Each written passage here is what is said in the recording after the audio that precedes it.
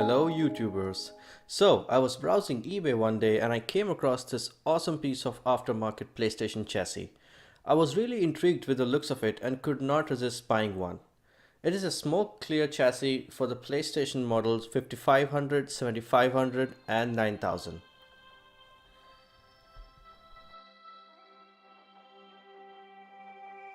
And in this video we are going to see how I built my Diwali Special Edition PlayStation with the same.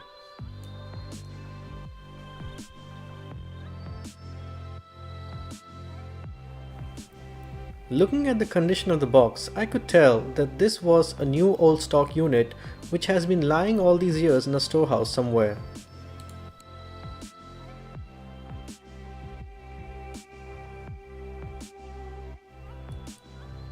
Taking the chassis out of the foam, I found that it was in a pretty good condition.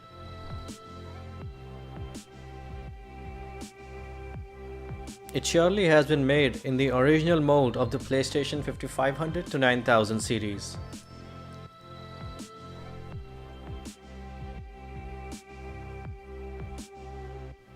Although it is in a great condition, but being an aftermarket item and not an original Sony product, I could see minor imperfections like the off-center printing of the 1 and 2 characters on the front of the system.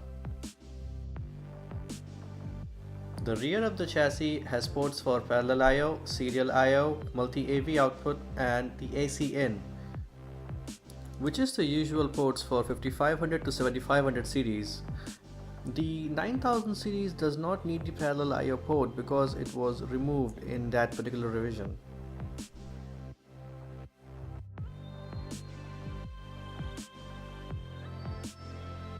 Now I wanted to find which PlayStation model out of the 5500, the 7500 and the 9000 is the best one which I can fit in this chassis. To do this comparison properly, I went out and bought many of these three specific PlayStation models.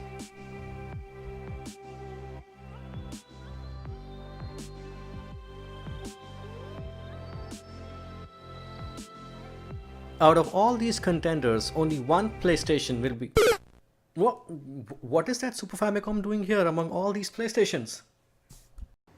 I'm gonna teach this guy a lesson. He wants to become a PlayStation someday. Very bad. Very bad. Don't ever do that again. Okay, there you go.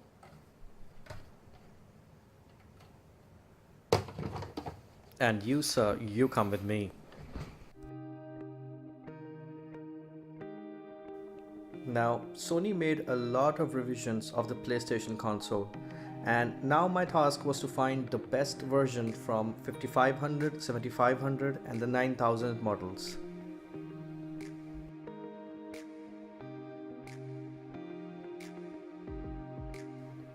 I devoted myself to comparing these three specific models of the PlayStation and came up with a list.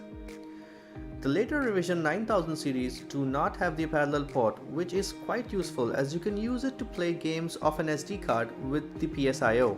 Apart from that, the 5500 uses an X-Tal to drive the GPU, whereas the 7000 and higher series use a PLL. It is believed that the X-Tal causes less jitter in the clock output, hence gives out a cleaner video. The parallel port is quite useful, so I removed the 9000 series off my list and compared the 5500 and the 7000 or 7500 series.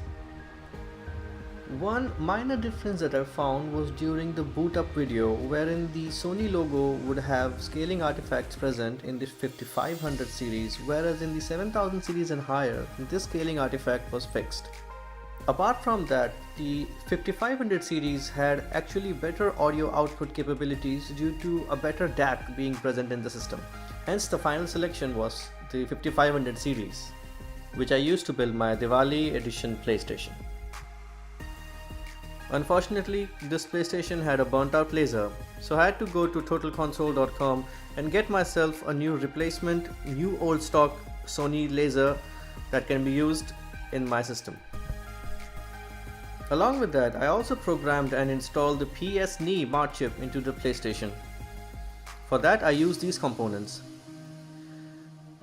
I programmed the Arduino Pro Mini with a USB programmer, and the process is pretty straightforward. You can browse videos on YouTube to know how to do that. Leave me a comment on the comment section if you want to know about that.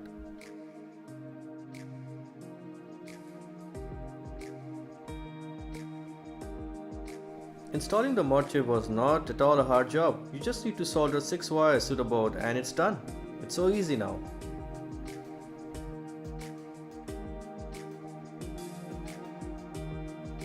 I also installed a white vinyl film to the RF shield, and the results are pretty nice.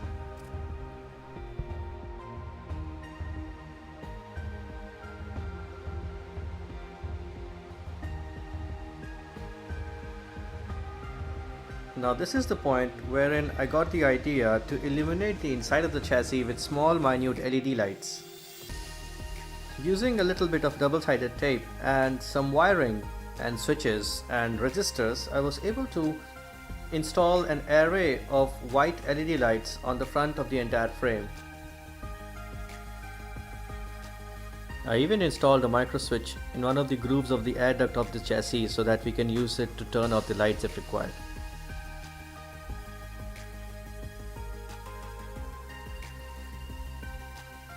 Now the last thing which was left to do was to apply the logos to their correct locations.